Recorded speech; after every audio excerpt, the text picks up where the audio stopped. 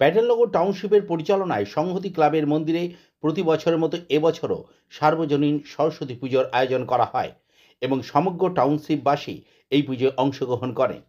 ক্লাবের সদস্য দিয়া দত্ত, জয়িতা হাজরা, আশা স্বর, আভা দে, অজামিল মণ্ডল সহ টাউনশিপের সকল সক্রিয় সদস্যদের উদ্যোগে এবছর প্রায় 50 থেকে 70 জনের পুষ্পাঞ্জলি দেওয়া সম্পন্ন হয় এবং কিছু বাচ্চার হাতে খড়ি, হোমযজ্ঞ, আরতির মাধ্যমে পুজো সম্পন্ন হয় এবং প্রতিটি বাড়িতে গিয়ে পুজোর প্রসাদ বিতরণ করা হয়। এবছর পুজোর পরেই উচ্চ মাধ্যমিক পরীক্ষা থাকায় পরীক্ষার্থীদের কথা ভেবে বিশেষ প্রোগ্রামের আয়োজন করা হয়নি। তবে পুজোর দুদিন ছবি আঁকা প্রতিযোগিতা, ছোটদের বিভিন্ন রকম খেলা সহ অন্যান্য অনুষ্ঠান এবং প্রতিমা বিসর্জনের পর টাউনশিপের সকল সদস্যদের নিয়ে খিচুড়ি আয়োজন করা হয়।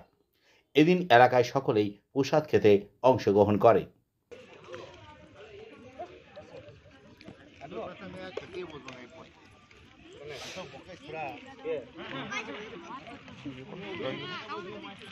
তুললাম তো আগে তুলবো, তুলেছি। তুমি করো তাহলে ভিডিও। লাও লাও লাও লাও।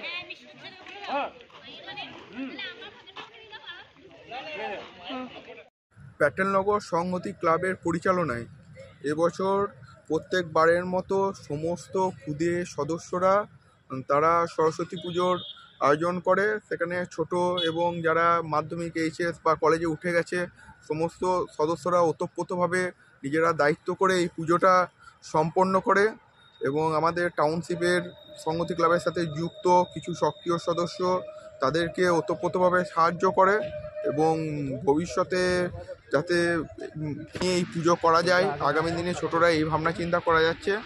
এবছর প্রোগ্রাম বলতে আপনার সেভাবে কিছু করা হয়নি, মানে বড় প্রোগ্রাম করা হয়নি, কারণ উচ্চ মাধ্যমিক পরীক্ষার্থীদের কথা মাথায় রেখে করেনি যাতে তাদের ডিস্টার্ব না হয়। কিন্তু তারা নিজেদের উদ্যোগে অনেক খেলা, বসে ছবি আঁকো প্রতিযোগিতা, তারপর নানা রকম ইভেন্ট দুদিন জুড়ে পালন করে।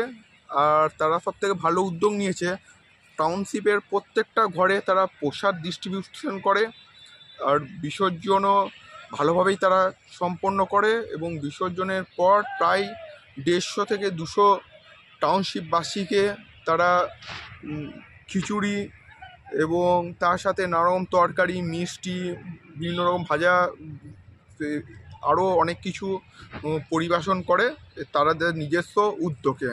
পুরোটাই প্যাটেলনগরের ছোট সদস্যদের মূল উদ্যোগ ছিল এবং তার সাথে বড়রা তাদেরকে সহযোগিতায় হাত বাড়িয়ে দেয়।